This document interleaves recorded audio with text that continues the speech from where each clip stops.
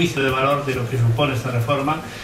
Todo lo que digo, lo digo con absoluta independencia de criterio, creo firmemente en lo que digo y en lo que pienso, y al final, si alguien tiene interés en algún punto concreto, pues yo en coloquio creo que hay posterior, pues encantado de atenderlo, pero voy a hacer un examen, como digo, general de lo que es la reforma, lo que supone la reforma para España en estos momentos y en el futuro, ¿no?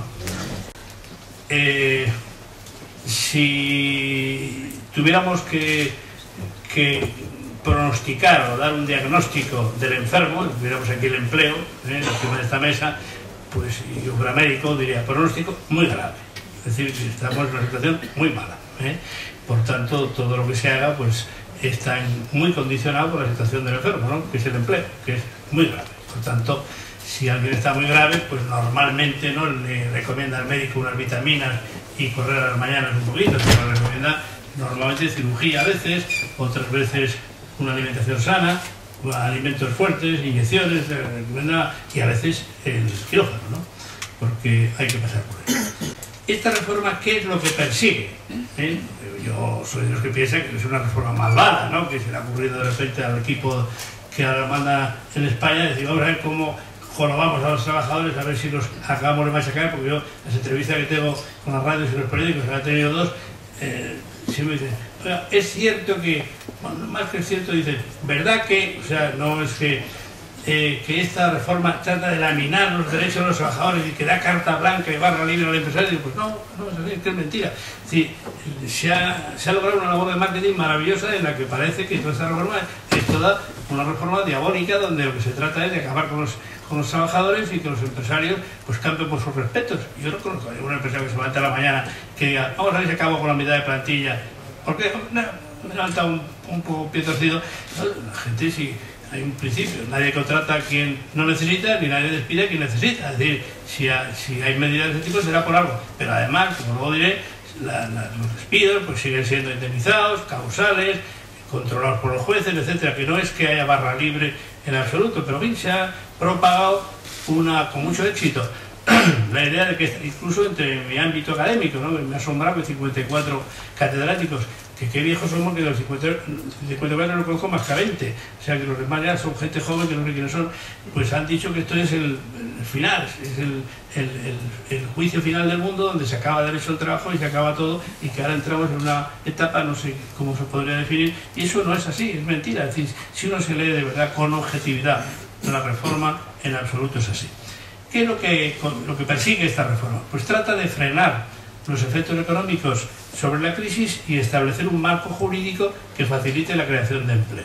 Eso es lo que persigue, con tres grandes focos. Uno, el desempleo, el otro, la dualidad, y el otro, la insostenibilidad del sistema, ¿no? El desempleo es un escándalo que no se pone acostumbrado a él, el que en un mundo como el que tenemos que nos rodea, que es el de la OCDE, pues seamos campeones absolutos, pero con gran diferencia en tasas de desempleo, ¿no? El año 2007 estábamos en el 7,9, 1.760.000, y en diciembre del 2011, ahora estamos un poco más, estamos en 5.273.000, y ahora estamos en 5,5, es decir, un 22,85%, que es, como digo, el récord absoluto. Y en los menores de 25 años, que es otro tema preocupante en extremo, en un 48,7%. Y la duración media del desempleo, que esa es otra, alcanza los 15 meses frente a los 9,6 de media de la OCDE y los 7,4 en los países del G7. En cuanto a la dualidad, teníamos el 33% de contratos temporales, ahora estamos en menos, en un 25%, porque ya no hay temporales, o sea, no porque se contraten menos temporales, sino que han sido despedidos una gran parte de los temporales, por lo tanto ha bajado, ¿no? Y la tasa de temporalidad media en los países de la Unión Europea está en el 14%, con lo cual 11 puntos menos que España. Y en cuanto a la insostenibilidad, sobre todo en el sistema de protección social, desde diciembre del 2007 el número de afiliados a la Seguridad Social ha disminuido en 2,5 millones, un 12,5%, mientras que el gasto medio mensual en prestaciones por desempleo ha aumentado de 1.280 millones de euros a 2.584 millones de euros. Eso es lo que hay. Entonces, bueno, uno puede decir lo que quiera, lo que no puede negar la realidad. Entonces, ante esa realidad hay que ponerse a la tarea. Y hay que ponerse a la tarea de ver qué hacemos con esta situación, ¿no? Entonces, ¿cuál es la alternativa? ¿Dejar las cosas como estaban, incluso, como algunos predican, aún incluso mejorar más las prestaciones o endurecer más el despido? Pues parece que no es así. Entre otras cosas, porque vivimos en un mundo global de una gran competencia donde o estás como en las mismas reglas del juego que están el resto de los jugadores o te vas a la ruina, ¿no? Yo, pensando, como es mi deber, en esta reforma y en todo lo que pasa en el mundo laboral y lo que somos, hemos sido, etcétera, he llegado a la conclusión de que todo lo que estamos haciendo desde hace muchos años es desmontar, como un éxito relativo, la ley franquista del año 44. Ha habido 4 leyes en España, grandes leyes de contrato de trabajo. Hablo de contrato de trabajo, no hablo de negociación colectiva, ni de sindicación ni de huelga, sino que es el contrato, el despido, la movilidad funcional, los ingresos, la suspensión de contratos, lo que es el contrato. Hubo una ley en el año 31, la ley republicana, el año 31 de noviembre. El año 44, 26 de enero, el régimen franquista dicta la ley que duró 36 años, hasta el año 80. Y el año 80, República del Estatuto de los Trabajadores, y ahora en 2012 es otra gran ley que tiene y merece la categoría de la 4ª gran ley que ha habido en el siglo XX y XXI en España regulando el contrato de trabajo. Bueno, pues la ley del 44, un régimen franquista tan absolutamente contrario al régimen republicano, copiaba, yo me tomo la molestia de verlo con los textos delante, copiaba muchos de los artículos de la ley del 31 y lo que hizo fue mejorar infinitamente hasta el paroxismo la protección individual de los derechos de los trabajadores a cambio de no darle las libertades colectivas. O sea, el pacto que hubo, entre comillas, pacto tácito del régimen franquista con el mundo del trabajo es: no echen ustedes de menos a los sindicatos que están por escrito, y además no solo por escrito, sino que el pertenecer a un sindicato era delito, no derecho, delito, y la huelga, que es delito, era delito de sedición, 30 años de cárcel, y la negociación colectiva también se proscribió, pero no se preocupen que yo les voy a proteger mejor que lo que le protegían los sindicatos. Y efectivamente, ya esa no va más. Y vamos a ver, ¿qué decía la República en el despido de indemnización? La República decía, la ley del 31, 15 días 15 días como mínimo por año de servicio, hasta 6 meses. Bueno, pues yo voy a poner, señor franquista, 60 días por año, hasta 5 años. Ya no cabe más, vaya, ¿dónde cabe más? Pero bueno, ya era una cosa verdaderamente, y ahí se quedó. Y además voy a proteger el puesto de trabajo de tal forma que el despido va a ser muy difícil, la modificación de condiciones era prácticamente imposible, las reglamentaciones del trabajo, aquí el magistrado lo sabrá porque lo habrá vivido en su época, eran minuciosas en la clasificación profesional. Yo he tenido pleitos, yo personalmente, de la empresa de Corte Inglés Induico, donde discutíamos si una planchadora que reclamaba era planchadora de primera o planchadora de segunda. Era de segunda, pero ella decía que era de primera. Entonces las reglamentaciones de trabajo eran minuciosas y no había que lo moviera. No cabe más. Otra cosa es que los salarios sean malos, que las circunstancias eran malas, que no había convenio, no había, todo eso lo que sea. Pero la ley era el no va más. Entonces, claro, desde ese día que empezó el 44 hasta hoy estamos desmontando esa hiperprotección del Estado de los derechos de los trabajadores frente a una Europa que estaba en otra galaxia. Cuando nosotros en el 44 se pone en marcha la ley, en Europa estaba en el año 45 con la terminación de la Guerra Mundial y con un sistema de relaciones laborales absolutamente distinto al nuestro, con sindicatos, con organización colectiva, las cosas se conseguían a pulso, había mucha menos intervención, infinitamente menos que del Estado, los despidos pues eran con una indemnización distinta y razonable, era otro mundo. Y nosotros ahí nos separamos y duramos hasta el 80. Porque el 80, y yo fui testigo especialmente cualificado porque tuve que redactar todo el anteproyecto de ley del Estatuto de los Trabajadores. Bueno, pues el gobierno de la OCDE en aquel momento, pues a mí lo que me dijo, dice, bueno, vamos a hacer cambios, pero ya quisiéramos hacer más cambios profundos, pero no se pueden hacer muchos cambios, ¿no? Y vamos a ver si, bueno, pues salimos con algo más moderno, pero... Y el 80, pues yo lo tengo que decir para mí es un sacrificio decirlo, pero es así, pues no hizo el Estatuto grandes cambios en el contrato de trabajo respecto a la ley del 49. donde ponía 65 años, bueno, pues la ley dijo 45 y 3 años y medio, ¿vale? Y donde hablaba de la modificación de condiciones, pues un poquito lo modificó, pero muy poco. No hubo un cambio sustancial. El año 2011, ha sido el gran cambio. Sí que se ha atrevido a hacer un cambio profundo de toda la ley de contrato de trabajo del año 44. Esto sí que ha acabado en cierta medida con la ley del 44. Pero han pasado 60 y tantos años, desde entonces, que casi por años pues era necesario, casi por años, ¿no? Hombre, no puede ser que una ley de hace 60 y tantos años de trabajo, el Código Civil es un poco distinto, que cambia tanto y que hay tantas circunstancias que me dan, sea la misma que el año 44, y era la misma prácticamente. Bueno, entonces, cuando llegó el año 80 el cambio, pues nosotros hablábamos, yo tenía de ministro a Calvo Ortega y luego el vicepresidente económico, que era el que intervenía, poquito, pero intervenía alguna vez, nos reuníamos con él. Calvo Ortega y yo, era Abril Martorell, que era muy economicista y solo se metía en temas poco económicos, pero cuando llegó ese momento hablamos también con los sindicatos y especialmente con Nicolás Redondo y Marcelino Camacho, y cuando un día estaban discutiendo el proyecto de ley en las Cortes, estamos discutiendo las horas de los liberados sindicales, pues nosotros cortamos un poquito, no sé, un par de horas, lo que decía la ley franquista de las elecciones sindicales. Y Camacho me dijo, ¿veis a Roy? Joder, nos dais menos que Franco. Y le dijo, pues hombre, mira, tienes razón, pero quiero decirte una cosa importantísima. Este sistema, esta nueva ley, o el régimen que instalamos ahora, no es acumulativo, es alternativo. Tú antes estabas en Carabanchel y ahora estás en la Moncloa. Ahora tenéis que ganar el pan nuestro cada día, para eso estáis, con lucha sindical, con huelgas, con tal, porque antes no había, antes estáis en la cárcel todos. Entonces ahora es otro mundo.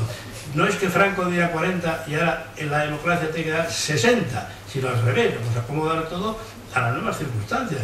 Bueno, pues eso no, obviamente no entraba o no quería entrar en la cabeza de estas personas porque querían eso y más, ¿no? Y no era así, ¿no?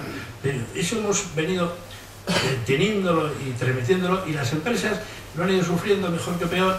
Cuando todo ha ido maravilloso y salía el dinero por todos lados, pues la legislación laboral da igual, cuando se gana mucho, y la época de gloria esta que desgraciada hemos tenido, de toda la borrachera de la construcción y el empleo, da igual, el 45 de lo que haga falta, pues, había mucho empleo, mucho dinero, pero cuando vienen mal dadas es cuando viene el desastre, ¿no? Y se ve que esto ha creado un desempleo brutal. La crisis económica ha sido la culpable, pero en una gran parte lo ha sido también la legislación laboral, sin duda alguna, ¿no? Entonces, cuando echamos un vistazo a Europa, ¿qué es lo que hace en Europa? Bueno, pues en Europa, siempre hablo en general, ¿no? Pues, digamos, país por país, pues hay detalles que serán algunos ciertos, pero hablo en general, ¿no? Pues se ha impuesto, sobre todo en los países nórdicos, un modelo que se ha llamado de flexiseguridad, ¿no? que tiene 3 grandes pivotes, ¿no? Fácil contratación y fácil despido. A mí la palabra despido no me gusta mucho porque suena siempre a guillotina. Fácil contratación y fácil extinción del contrato, ¿no? No todo despido, hay extinciones objetivas que no tienen que ver con despido. Fácil. Fácil significa no barra libre ni arbitraria, sino que no sea un poema, no sea una tragedia económica y procedimental el tener que extinguir un contrato, sino que sea algo, bueno, pues razonable, causal, indemnizado, con un juez que pueda juzgar esa extinción, pero no mucho más, ¿no? El segundo pivote es que los trabajadores tengan mucha empleabilidad. Se han gastado mucho dinero en formar a los trabajadores para que sean polivalentes, es decir, que no sean monogámicos con su trabajo, de modo que ese puesto de trabajo en el que están solo sepan lo que ese puesto exige, sino que tengan una formación mayor, de modo que cuando vengan mandadas esa persona tenga movilidad profesional y pueda ir a otro puesto porque tiene cierta facilidad con un pequeño recurso de reciclaje o de formación, ir a otro puesto de trabajo. Y el tercero son políticas sociales cuando hay desempleo, cuando hay paro, muy activas. No tanto de dar rentas al parado, que a veces esas rentas son disuasorias de la búsqueda de trabajo, sino que sean políticas muy activas de que busque otro trabajo y que tenga facilidades para encontrar otro trabajo, de modo que no tenga, cuando uno pierde el empleo, pierde el empleo y pierde la renta que le da el trabajo, que no sea solo una sustitución de rentas y además larga y generosa, sino que sea algo que le anime a esa persona con políticas activas a encontrar otro trabajo y a buscar. Y eso es lo que hay por ahí, ¿no? Y eso ha dado unos resultados bastante buenos. Hay 4 modelos, expertos hablan de esos 4 modelos laborales. Uno es el nórdico, el otro es el meridional, el nuestro, el continental, que es el del centro de Europa, y el anglosajón. Bueno, pues los estudios que se han hecho sobre eficiencia económica y protección social, los países que tienen más eficiencia económica y más protección social y se gastan más en protección social son los nórdicos. Y los países que tienen peor, aunque parezca lo contrario, que somos muy sociales, peor protección social y menos eficiencia económica somos los meridionales. ¿Es así? Entonces habrá que buscar algunos modos de salir adelante. Yo, dándole vueltas a nuestra situación, creo que hay 3 claves de la ineficiencia de nuestro sistema de relaciones laborales. ¿Por qué nuestro sistema ha sido tan ineficiente? Ha sido una máquina de crear paro y ha sido además muy ineficiente en la competitividad de nuestras empresas. Pues yo creo que son 3 claves las que podemos, habrá más, ¿no? Seguramente, pero yo creo que son 3 las más significadas de por qué nuestro sistema de relaciones laborales es muy ineficiente. El primero es que toda la legislación, el 44 y luego el 80, toda ella ha ido dirigida, las normas laborales han ido dirigidas a proteger más el puesto de trabajo que al trabajador.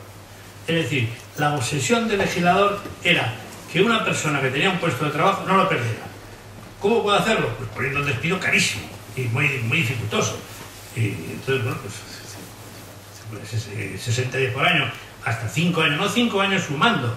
El juez podía poner, y yo vi casos, y por eso cuando tuve la ocasión del estatuto de meter la pluma, como es natural, pues me acordaba de esto, porque lo vi cuando yo antes era jovencito en Zaragoza. No sé qué haría un empresario en Tarazona, en una textil que había allí, que unas mujeres, 5 mujeres que llevaban 6 meses, les condenó el juez a la empresa a pagar 5 años, cada uno.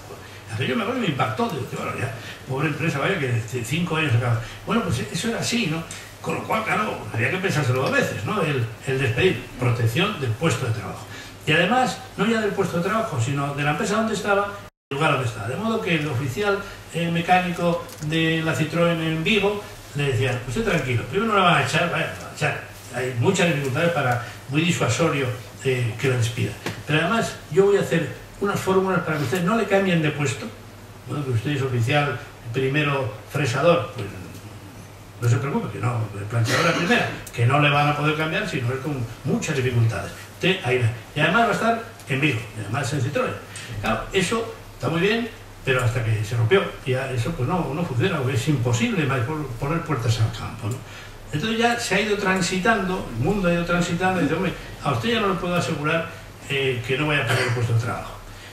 Y si lo pierde, pues le voy a montar unos mecanismos razonables de indemnización, de causalidad, de control, etc.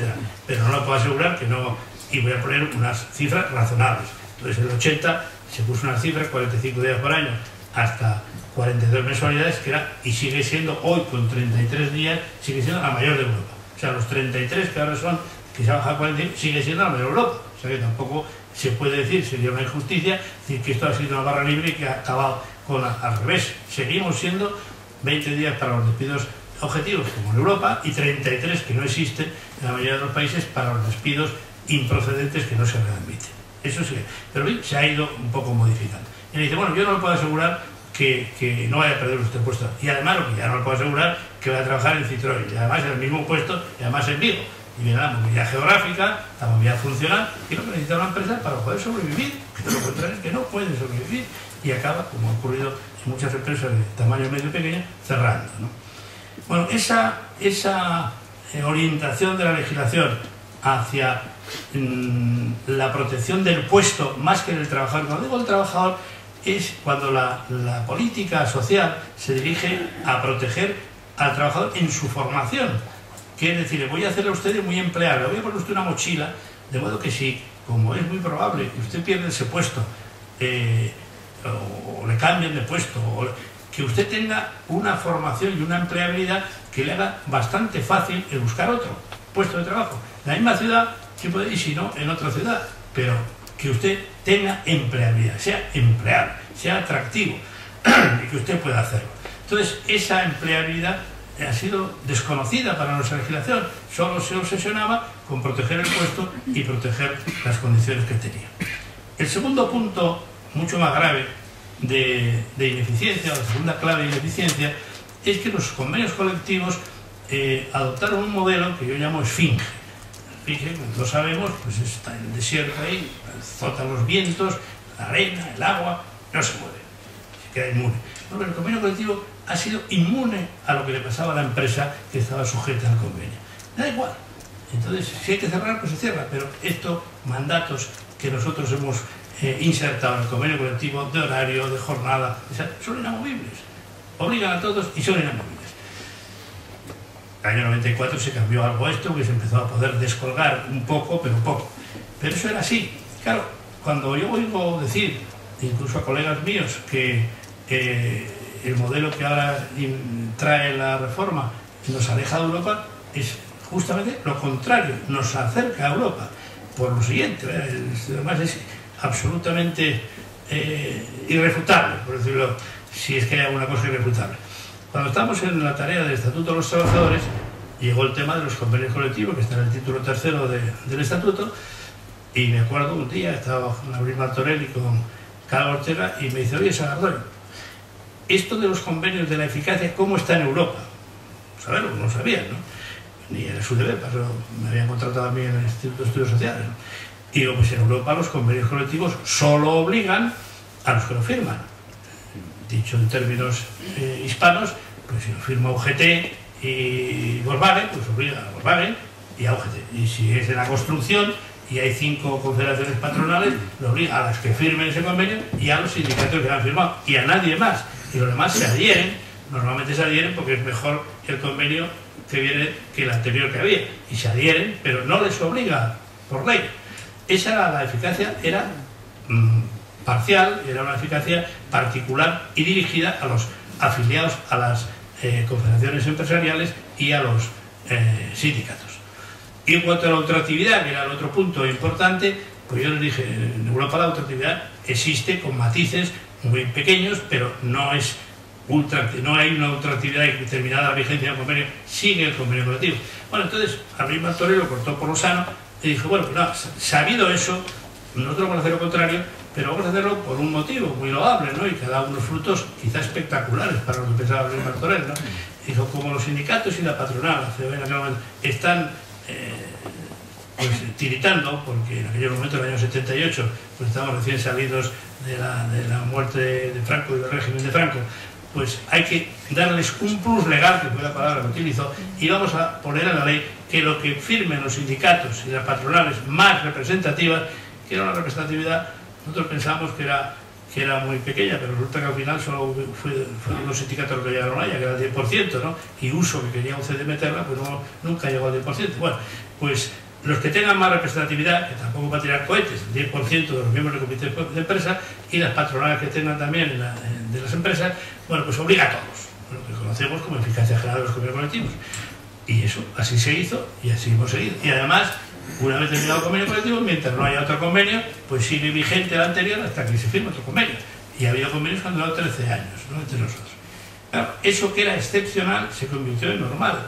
Y lo que ha hecho ahora la reforma laboral es pura y simplemente volver, no de un modo radical, pero en buena medida a lo que hay en Europa y lo que había en Europa en el año 80 cuando se hizo esto en el Estatuto de los Trabajadores. O sea que no solo no nos aleja de lo ley, sino que nos acerca a lo que es lo normal, que los convenios colectivos pueden luego descolgarse de nosotros. Lo que me importa resaltar, porque es la verdad, es que lo que se hizo en el Estatuto de los Trabajadores era excepcional respecto a Europa y que ahora se ha vuelto algo elemental y fundamental, porque los convenios colectivos se habían convertido en un corsé de hierro, de modo que la empresa pequeña de construcción de Navarra, que tenía un convenio colectivo aquí de la construcción, está muy bien. Yo soy partidario de los convenios sectoriales porque unifican estándares salariales, de condiciones, o sea, todo está muy bien, pero que pueda salir cuando tenga causas y motivaciones para salir, y que no sea imposible salir.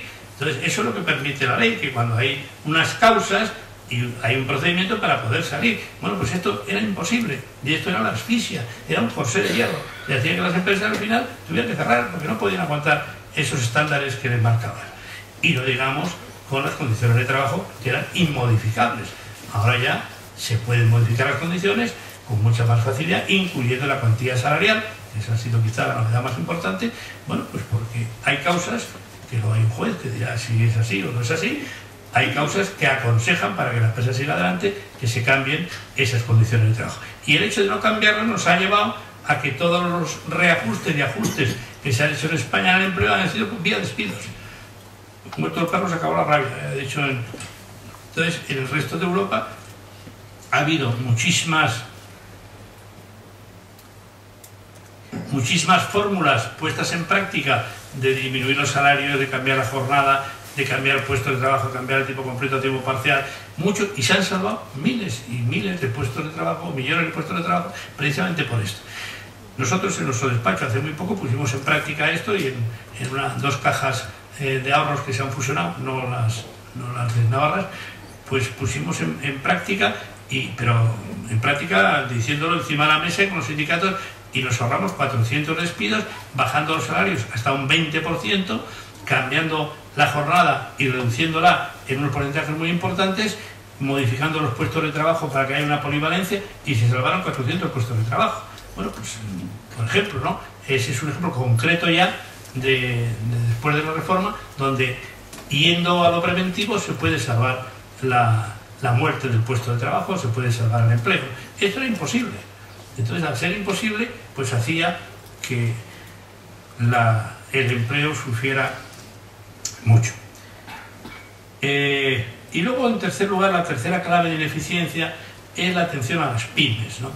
Las pymes son, al menos en España, son el 90 y tantos % de nuestro tejido productivo, y la pyme, pues es la pyme, es decir, una empresa de 5 trabajadores, que son el 90% de 5 trabajadores, pues son empresas que, hombre, no digo yo que vivan al margen. En Alemania viven, de menos de 10 al margen, van con el Código Civil y no viven con el Código Laboral, ¿no? Pero bueno, vamos a decir que no nos atrevemos a eso, y en Italia también. En Italia las pymes están un poco marginadas de lo que es la legislación laboral de las empresas normales. Bueno, pero bien, vamos a decir, pero hombre, que tengan una adecuación de la legislación a las características de esas empresas pequeñas. Una empresa, un bar, que tiene 3 camareros, pues tiene 3, ni debe tener 4 ni 2, tiene 3, porque el que está al frente tiene justo lo que necesita.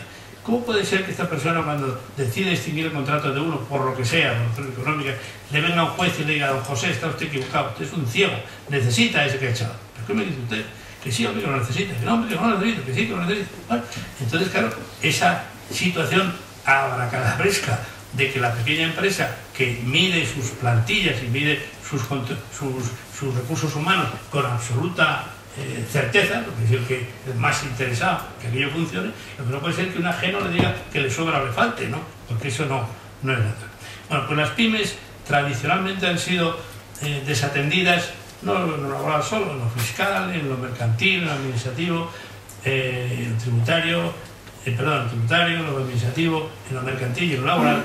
Y en lo laboral, esa falta que en esto no hay que poner un suspenso a la reforma laboral, porque ha hecho ese contrato de menos de 50, pero tampoco es para tirar cohetes, ¿no? Es decir, yo creo que la pyme sigue siendo algo desconocido para el legislador, en el sentido de atenderle y de darle facilidades para que sea la que verdaderamente cree empleo, ¿no? A mí sí me ocurrió, por ejemplo, ¿no? A lo mejor un disparate, pero ya puestos a pensar, bueno, una empresa de menos de 5 puede despedir con 20 días por año, sin más, siempre que en 6 meses contrate a otro, por ejemplo.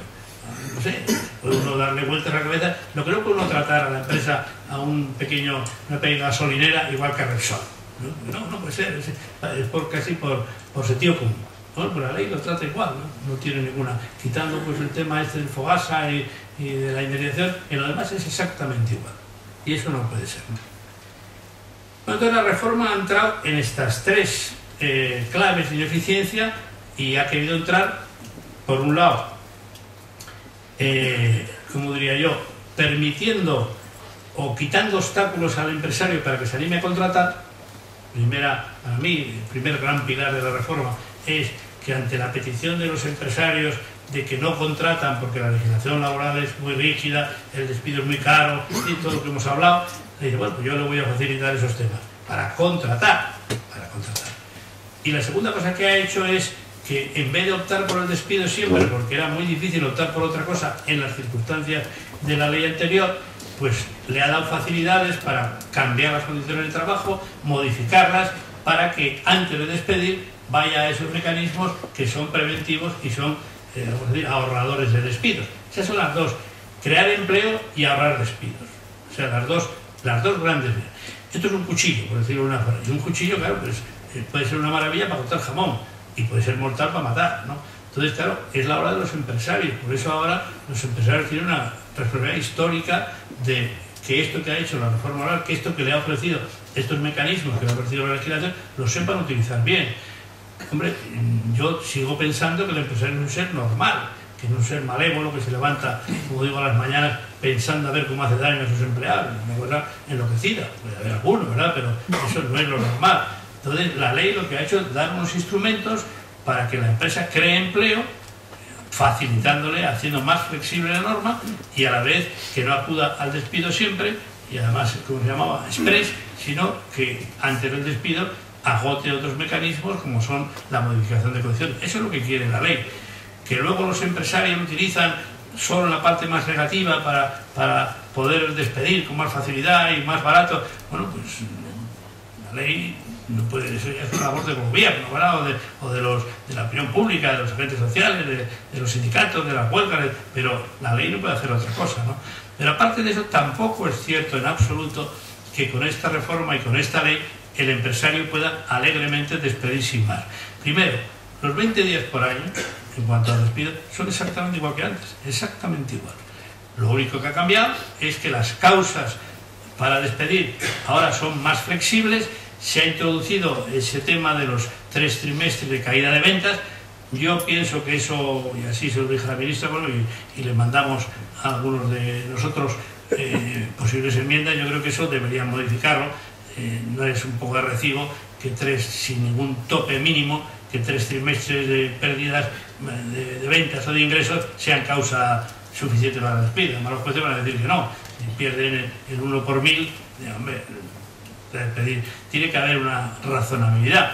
Yo creo que se modificará en el trámite parlamentario y que se pondrá algo más lógico, más razonable, ¿no? Pero siguen siendo 20 días que causan económicas, tecnológicas y productivas. No es que ahora sea menos, que sean 7 ni 4. Y los 45 días, es cierto que cuando es improcedente el despido han pasado a 33 y en vez de ser 3 años y medio, son 2 años. A pesar de todo, eso sigue siendo una cantidad importante, no baladí, y además, ahora voy a contar una anécdota, y además es superior a la media europea, o sea, a pesar de la reforma, o sea, que no estamos. Hoy he estado comiendo en un restaurante aquí en Pamplona y uno de los dueños, yo tengo la desgracia, en vez de hablar de lo que estábamos comiendo, que estaba muy bueno, pues hemos hablado de lo laboral, y me dice, hemos despedido a uno de otro restaurante nuestro y llevaba, no sé qué me ha dicho, 8 meses, 9 meses, y le hemos pagado lo que le correspondía, 4.500 euros, y ha dicho el chico, pero qué barbaridad, ¿cómo me pagáis ese dineral? Fíjate, ha dicho, ¿cómo le pagamos 4.500 euros? Bueno, pues hombre, la verdad es que no es un ejemplo que se pueda repetir, pero que no sigue siendo baladí. Es decir, que para una empresa pequeña pagar 20 días por año o 33, pues no es una cantidad irrisoria, ¿no? Pero por eso digo que no, es incierto absolutamente de que haya barra libre. El despido sigue siendo causal, hay que haber causa. Se ha flexibilizado la causa, pero tiene que ser causa. Segundo, hay negociación previa en los despidos colectivos. Saldrá mejor, saldrá peor. Y tercero, hay un control judicial. O sea que estamos en una línea de lo que es normal en un ordenamiento jurídico.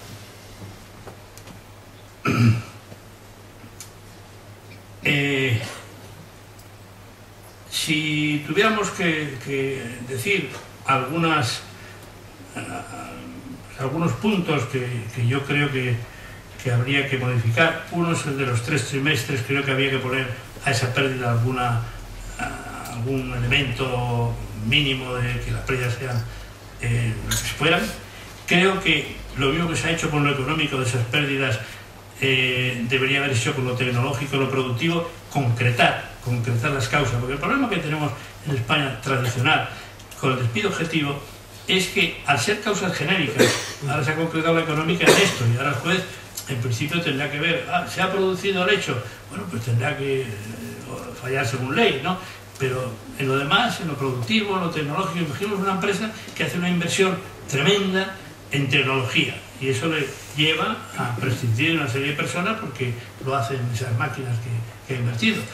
Bueno, pues eso se podría también haber abordado y decir, bueno, cuando la inversión tecnológica supere un porcentaje del EBITDA o de los beneficios y tal, superior y tal, será también causa, porque el juez, cuando le llegan a los casos, yo los he vivido tantas veces que lo explico con mucha viveza, porque es así, claro, llega una empresa que ha despedido a 20 trabajadores, causas económicas, tecnológicas, y el juez, claro, levanta la mañana, es el tercer juicio que tiene, y dice, bueno, a ver, ¿qué pasa en este tema?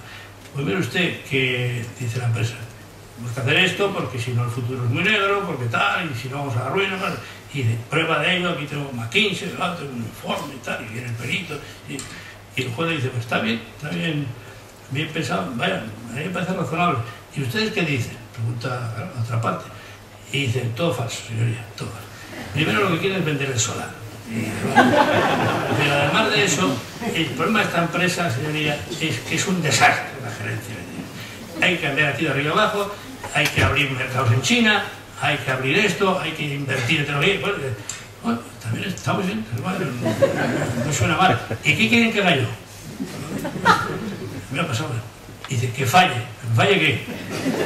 Coño, falle que tengo razón, pero ¿cómo voy a fallar yo que tiene razón? Si esto no está para ver quién tiene razón. Esto es hechos que dice la ley, yo los miro, veo si son ciertos y digo, ok, pero no opino sobre si es mejor lo de McKinsey que lo de la otra consultora. ¿Cómo voy a opinar yo? Ahora, concíliense o no se lo doy, y pague 45 días por año. Y eso ha sido lo que ha pasado con el despido objetivo.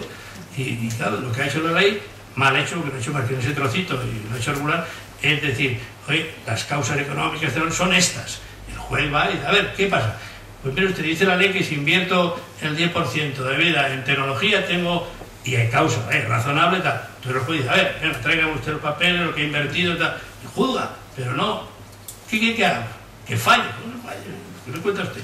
Entonces, eso está mal. Y sigue estando mal. Mejora un poquito, pero sigue estando mal.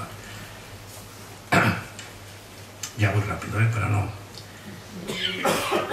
El tema del absentismo, hombre, el absentismo, todo el mundo se llena la boca, los sindicatos, todo el mundo, en que eso es una plaga, que hay que acabar con ella y tal. Pero a la hora de coger el toro, pues ya es distinto, ¿no? Como yo me acuerdo perfectamente, bueno, me acuerdo con gran viveza de todo lo que nos pasó en el estatuto, porque como pasaba días, noches ahí escribiendo. Y cuando llegó el absentismo, yo decía, joder, muy duro el despedir a una persona que ha faltado justificadamente, con las gripes y las historias de estas de 2 días, de un día y tal. Es cierto que los autónomos no faltan ni con catarros y catarros, pero bueno, oye, la gente tiene derecho de dar un poquito a la espalda y se queda en casa. Un día de estos ni bajo cero y que vaya a su padre a trabajar. Es natural, ¿no? Pero bueno, claro, cuando dices que le ocurra esto durante 6 días a lo largo de 2 meses, despide. Y yo me acuerdo hablando con Carlos Ortega, le decía, bueno, ¿qué es lo que perseguimos aquí con esta norma? Pues perseguimos que el empresario no sufra un absentismo más allá de lo que dicen los técnicos que es razonable. ¿Qué es lo razonable? Y dijimos 5%.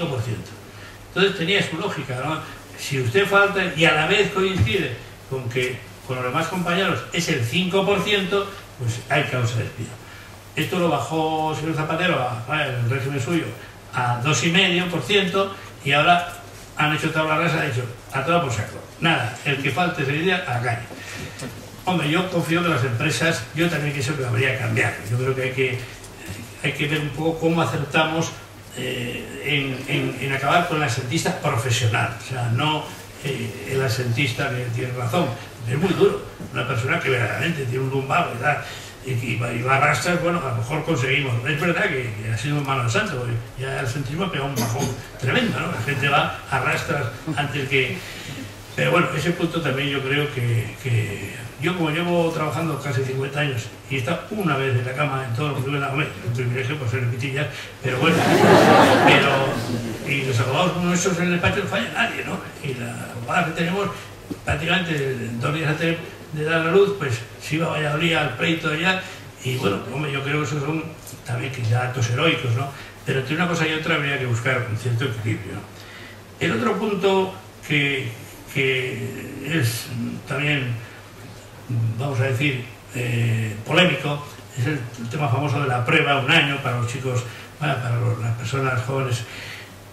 Eso es muy probable que el Tribunal Constitucional se lo lleve por delante, es muy probable, si no cambia, ¿no?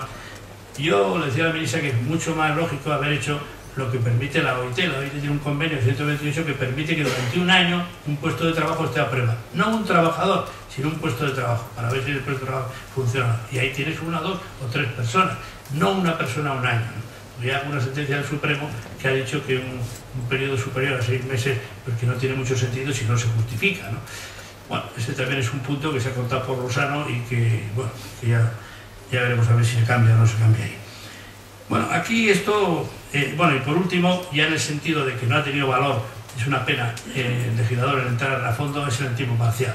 Yo soy un gran partidario del contrato a tiempo parcial por muchas razones. Primero, porque aúna muy bien los intereses de trabajadores y empresarios, concilia la vida laboral y familiar, da mucho trabajo que es menos gravoso para la empresa y a la vez da trabajo, y nosotros estamos en un 15% frente a un 60% que tiene Holanda, por ejemplo, ¿no? Entonces, bueno, pues eso... ¿Y por qué tenemos eso? Pues porque es muy rígido el contrato, porque hay que poner en el contrato qué días y horas le voy a contratar a esta persona durante todo el año. Y yo no tengo ni idea, salvo los casos de trabajar 1 a la mañana, otra a la tarde, que es muy fácil, pero muchos de ellos son pues, puntas de trabajo, y yo no sé. Entonces, así no hay manera que se contrate. Y entonces, en los demás países, en muchos países, en todo el mundo anglosajón, tienen lo que llama el contrato de llamada.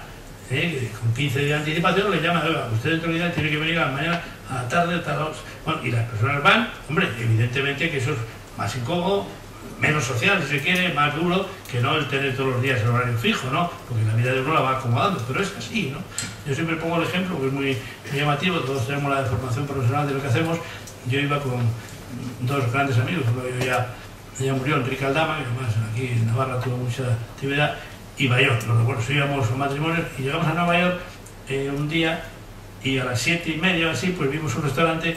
Y es curioso porque el estómago cómo se amolda a los sitios, ¿no? Porque yo nunca tengo por aquí hambre a las 7:30 de la tarde, pero hay un sitio que se cena a las 7:30, no sé por qué, tienes hambre ya, bueno, luego vamos a cenar, bueno, entramos y había 2 mesas y un camarero. Y le dijimos al maître, al vacío, ¿podemos cenar? Vale, con la convicción. Y dicen, ¿tienen ustedes reserva? No, pues no pueden cenar. Bueno, que no pueden. Y nos dice, si sabe que yo era laboralista, no pensarán ustedes que aquí contratamos a los camareros con independencia de las reservas que tenemos. Ah, claro. Bueno, pues nada, adiós. A la semana tuve un festejo familiar y nos fuimos a un restaurante de Madrid y había una copa de Europa, de no sé qué, del Real Madrid, y estaba todo el mundo fuera de los restaurantes, menos nosotros que estábamos celebrando allí, y estábamos en el restaurante, solo nosotros y todos los camareros. Son los 2 modelos, ¿eh? Uno llama según las reservas y el otro haya reservas o no haya reservas, la plantilla entera. Eso es la deficiencia, ¿no? ¿Qué más cómodo y mejor, más social? Lo primero, pues, evidentemente, pero bueno, al final eso es lo que hay, ¿no? Peligros que veo yo en la reforma. Pues uno, la judicialización, es decir, que ha ido, no tenía más remedio la reforma cuando ha ido quitando obstáculos, por ejemplo los ERES, que ya no hay. Yo en lo de los ERES tengo mis dudas si es mejor o peor, vamos a ver cómo funciona. En Francia lo hicieron y volvieron otra vez a poner la autorización administrativa, ¿no? Pero bueno, vamos a suponer que eso es bueno y positivo. Claro, no tiene más remedio el legislador que decir, si alguien no está de acuerdo, pues la tutela judicial efectiva, pues puede ir a un juez y decir, oiga, que a mí me han extinguido el contrato y yo creo que no me tengo que extinguir. Bueno, pues ahí los jueces van a empezar a hacer maravillas. Y ya de momento, como dice ya han enseñado la patita, Jueces para la Democracia, que es una asociación judicial de izquierdas y que han hecho un documento pavoroso, ¿eh? Es una verdad, cuando lo veía no me lo creía, diciendo que, bueno, primero ponen a caldo la reforma, que esto es el fin del mundo, que esto acaba con todo el siglo XX, el XIX, el XXI, de que eso es la acabose, que todos los derechos laminados, bueno, tremendo. Y dicen, pero nosotros nos constituiremos, textualmente, en garantes de los derechos fundamentales de los trabajadores. Y dice, coño, ¿cómo es posible que un juez diga que se va en un juicio que hay dos partes, que se va a convertir en garante de una parte? Eso se llama prevaricación, digo yo, ¿no? Tendrá que ser de los trabajadores, o depende, ¿no? O del empresario. Yo he oído a un juez de estos decirme a mí, ¿sabes? Ten la seguridad absoluta que yo jamás conmigo ganaré una empresa. Y está en el Supremo, además. Y yo, pero ¿cómo puede decir eso? Y dice, ¿por qué es así? Porque es que si los jueces no somos los correctores de los desvaríos del legislativo, bueno, en fin, eso puede ser un peligro evidente, ¿no? A veces tendrán razón, otras veces no, pero la judicialización excesiva puede ser. Y el otro, pues la conflictividad. Yo creo que va a haber más conflictividad supraempresarial que empresarial, ¿eh? De otra razón, quizá, pues porque los trabajadores tienen más temor de su propia empresa, pero conflictividad, eso, huelgas, movimientos, eso puede ser que esta reforma lo traiga consigo. Pero si esta reforma no existiera, habría que inventarla. Es decir, no podemos seguir así, no veo alternativa.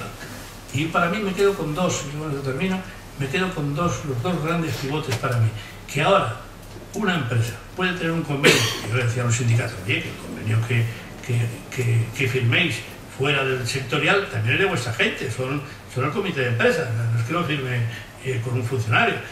Primero, que se puede uno salir de los convenios sectoriales o provinciales o supraempresariales y tener su propio convenio. Segundo, que se puede descolgar de un convenio colectivo cuando haya causa. Y tercero, fundamental, que puede modificar las condiciones de trabajo con unas claves. Esa es la clave. Si eso funciona, hará que la empresa pueda funcionar con cierta normalidad. Y la alternativa no puede ser lo contrario, volver otra vez a tener a la empresa absolutamente sujeta a la intemporalidad y reformabilidad de las condiciones de trabajo, porque eso lleva a las empresas, en un mundo tan competitivo como eso, a la ruina total. Por tanto, habrá que modificar algunas cosas. Ojalá hubiera habido consenso, ojalá lo haya y se pueda modificar alguna cosa, pero eso es absolutamente necesario, absolutamente esencial. Y por último, si todo falla y pasan, claro, va a ser muy duro para el gobierno el aguantar un mes, otro mes subiendo el paro, ¿no? Y como desgraciadamente pues puede haber 4 o 5 meses por lo menos en donde el paro no amaine, ha subido un poquito estos contratos de emprendedores, una décima, 2 décimas, pero bueno, muy poquito comparado con el desastre que tenemos. Si eso es así, y el gobierno, claro, se ve muy erosionado porque claro, la reforma no funciona en el sentido que todos los contrarios van a decir esto, ¿no? Decir usted no tanto, tal, más paro, cuando es por otras causas, pues al final habrá que poner en marcha un plan B excepcional. Ahí sí que hay que buscar el consenso de sindicatos, de empresarios y decir, ahora a ver, ¿qué hacemos para contratar? ¿Qué contratos, qué se nos ocurre? Aunque sea con un estándar mucho menos social, pero que nos saque de la situación. Claro, está muy bien decir que es una auténtica idea medieval, contratos con salarios de 600 euros, y que además con una jornada no sé qué, está bien, pero la otra alternativa es pues seguir con un 50% de paro de los jóvenes, ¿no? Entonces, claro, pues habrá que buscar ponerse de acuerdo, a ver qué hacemos, ¿no? Alguna solución. En la época de Felipe González, que había un 24% el año 84 de paro, pues se puso en marcha el contrato de fomento para el empleo, que fue denostado por los sindicatos, que era un contrato temporal, que eran, ojalá viniera, ¿no?, de 6 meses hasta 3 años, sin indemnización, no me acuerdo si eran 8 días o 12 días, bueno, creó 2,5 millones de puestos de trabajo, 2,5 millones, un contrato de fomento para el empleo, que fue liquidado en una de las reformas por antisocial, por precario, por tal. Bueno, sí, pero es lo que hay. Y el contrato de lanzamiento de nueva actividad, que fue estupendo, que una empresa que se lanza a una nueva actividad o que empieza otra nueva de la empresa que tiene, tenía la posibilidad de contratar durante 3 años a trabajadores para ver cómo salía el negocio, a ver si aquello funcionaba o no. Eso también se lo liquidó una de las reformas. Bueno, pues algunas cosas de ese tipo que serán menos sociales, pero que habrá que ponerse a ellas, porque lo que no podemos aguantar es con el 50%, por ejemplo, los jóvenes instalados de menores de 25 años. Algo habrá que hacer. los mini-jobs o no mini-jobs, algo habrá que hacer, que es lo que han hecho en Alemania también, ¿no? Yo haría un referéndum por ciudades, aquí en Pamplona, coger a todos los jóvenes de Plaza Castillo, ¿quién quiere un mini-job? A 600 euros trabajando 6 horas de hora. Y nadie. Bueno, entonces hay que pensar y bueno, nada, hemos fracasado. Pero probablemente el 80% lo corría, digo yo, ¿no? A no ser que ya se vaya empobreciendo y endureciendo la situación, y a la gente no te va a trabajar, porque se ha acostumbrado a no trabajar. Ese es otro peligro tremendo que tenemos, ¿no? Yo era un chico joven, empieza a pasar un año, ¿sabes? Se aburre ya de buscar empleo y ya se busca la vida de otra forma. Yo tengo aquí un pariente, parientes ya descendientes, y se han ido a buscar trabajo a Brasil, ¿no? Pero a la buena, a ver si encuentra trabajo ahí, también hay que echar un poco bigotes y se habrá ido a buscar trabajo así por la buena, ¿no? Bueno, pues claro, la gente está desesperada, ¿no? Y algo habrá que hacer, ¿no? Algo habrá que hacer. Lo que no cabe es decir que esto es malo, que es antisocial, que esto tal, porque así no vamos a ninguna parte, ¿no? Bueno, pues con estas palabras de esperanza termino yo mi intervención. Muchas gracias.